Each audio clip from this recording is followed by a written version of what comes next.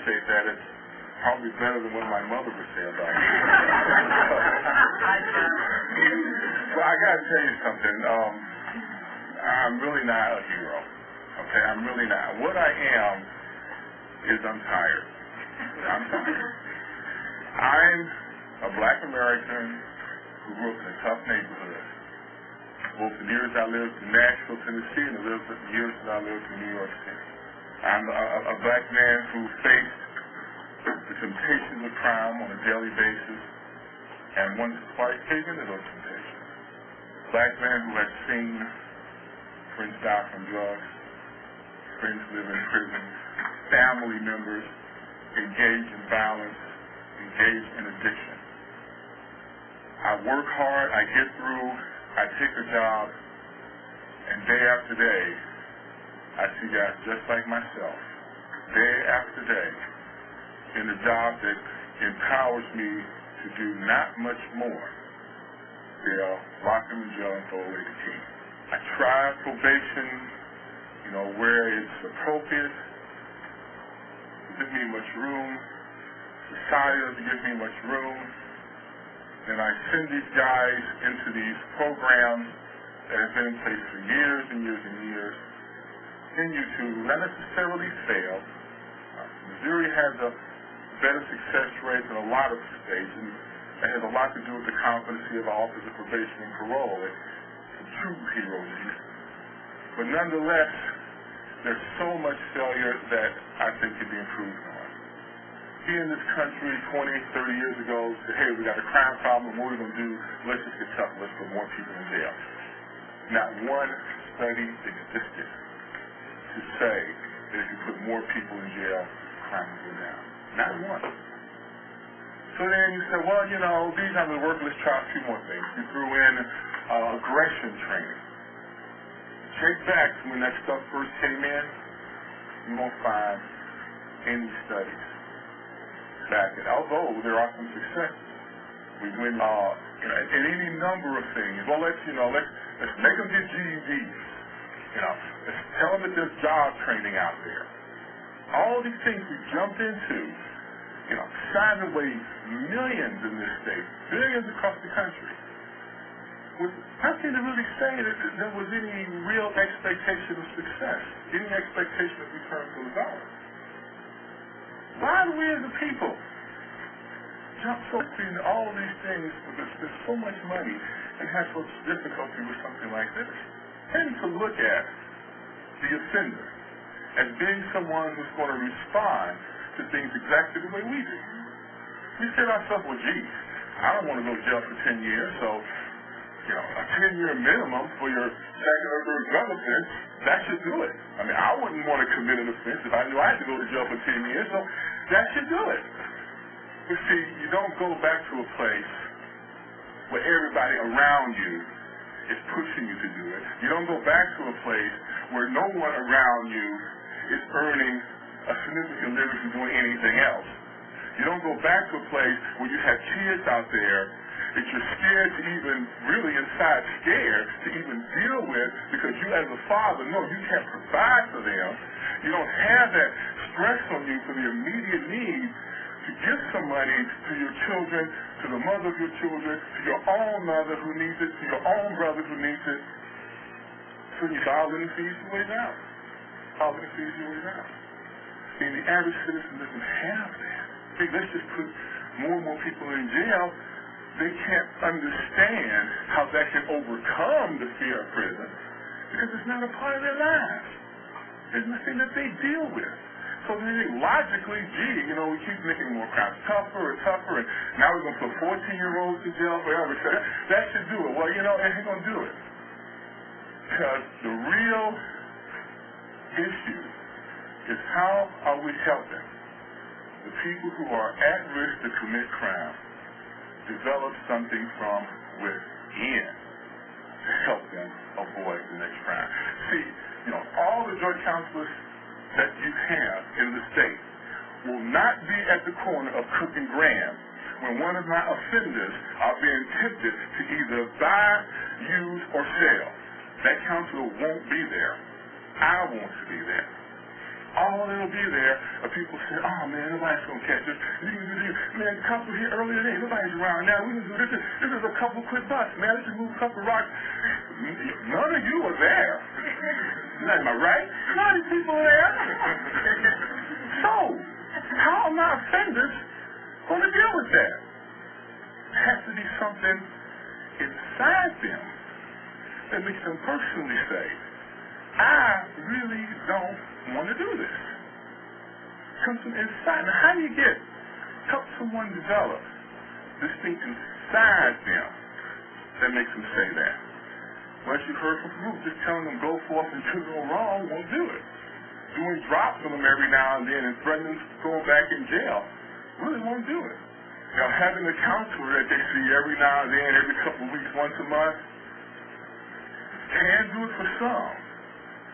I came across these studies that all talked about how the stress of dealing with feelings of personal inadequacy, the demands of parents and your own children, and for men, the mother of your children, or if you're not, your child, if you're a single mother, the demands of society to be something that's an image on TV that you don't see anywhere in your neighborhood, the demands of people around you to join them in some game, as you know, the only thing that you have available. All those men create incredible stress.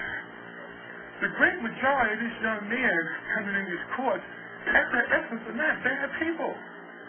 The reason that the stress is there is because it's a struggle between a feeling inside that this really isn't right and everything around pushing in that direction. And no way to deal with going in the direction of what really is right. So all of a sudden, I run into this ankle thing. And I start and I got a file about this stick on transcendental meditation. And, I call myself my church, we all call ourselves Baptists. We're Catholics, We're Catholics, but we're very much like Baptists. It's a very Holy Spirit-filled kind of ceremony or mass that we have. And, we're really, I guess you could say almost, fundamentalist Catholicism. So I hear this thing about transcendental meditation. Farouk's a nice guy, clean cut. So I let him there and I said, what am I going to do with some pagan religion? Give me a break, But he keeps talking, and he starts tapping into all of this feelings that I've had all of these years of studying alternatives to crime, sentencing alternatives. He starts tapping into that. He starts saying some things that I find clicks with all these other studies and all this other research that I've read. I said, well, maybe I should read this stuff. So I try to put out my prejudices, those old feelings that if it ain't American, it must not be good. Like anything that them people over there in the eastern part of the world develop be worth anything to us, modern, intellectual thinking Americans. I try to set that aside, read these studies, and man, lo and behold, kept coming up time after time, page after page. Then I see the National Institute of Health and their stuff, and as it turns out, the meditation technique, transcendental meditation technique, is the proven most effective way of helping a person deal with stress in their lives, short of psychotropic drugs. It is truly, nothing that we do now, I guarantee you, can match the research. Nothing that we do now.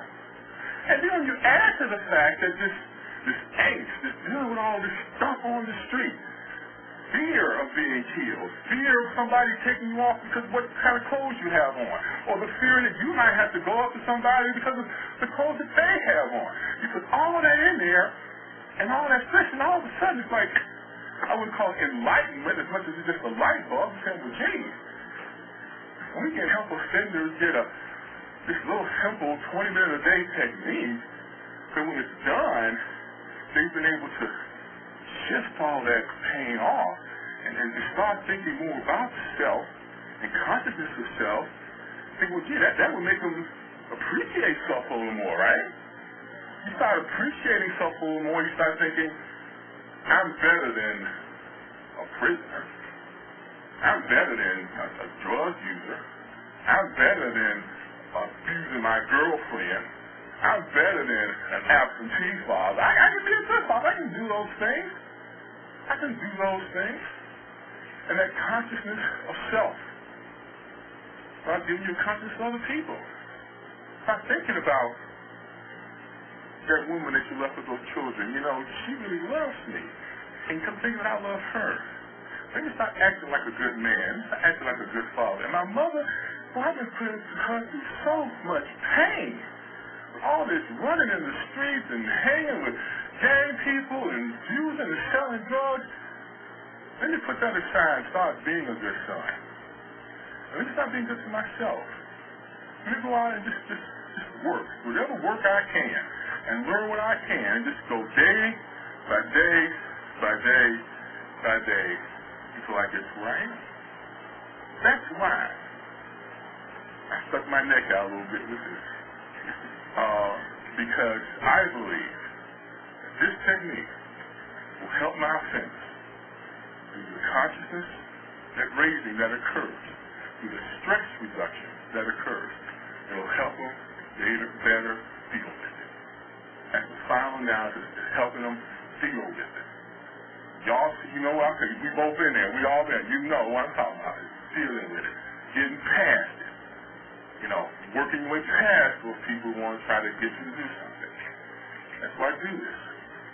I think that everyone who's here, by varying degrees, isn't necessarily here because they're married or in love or as enthusiastic with the use of the technique as I am. But everyone who's here, I can guarantee you, is here because they believe that trial judges better be about the business of doing something more than just throwing people in. You better be about the business of taking a serious look at something a little different, something that has some support, something that has some research behind it. And that's where I come from. This isn't like a glory thing, you know, higher thing. I mean, I want to see my offenders someday on the street where I don't even think of them offenders. They're just brothers, and we can just talk and kind of laugh about this. And they can tell me how well the technique is working for them. And maybe, yeah, my girlfriend's going to take it too, and this and that. You know, that's what I want to hear. You know, I want to run to these guys and say, yeah, Mason, I've been working here for 3 years, and now I moved up to this and that, and I got my GED, I got trained in that. That's what I want to hear. I want to hear these guys talking about how happy they are, how successful they're becoming, how strong their relationships with their children and their women have become and their families. That's what I want to hear. I don't want to see these guys come back. I'm tired of having to deal with them coming back. So, I appreciate this support here, and especially when you have your colleagues stand with you. You know, I mean, that's great. Julie, I mean, you can't beat that at all. And I suspect a little before too long, if things go right, maybe even not too long, maybe even next week, they'll be kind of standing to the side and then perhaps even ahead. And to have a judge at our Supreme Court, one of my bosses, you know, endorse me or support the whole concept of trial judges trying and thinking and trying to do cases wonderful. And I really thank you for that, Justice Kimbar. And to have Representative Days, Representative Shear here, who someday, I promise you, I will be on one of your committees. You know, once I get enough numbers, I will be in one of your committees, and I will talk to you about how if you want to cut down on the money you're spending on corrections, here's the way to do it. So, remember to stay here. So I just want to thank you. I want to explain to you why I was doing what I was doing, why I think it makes sense to me, and my hope that I'll have your continued support.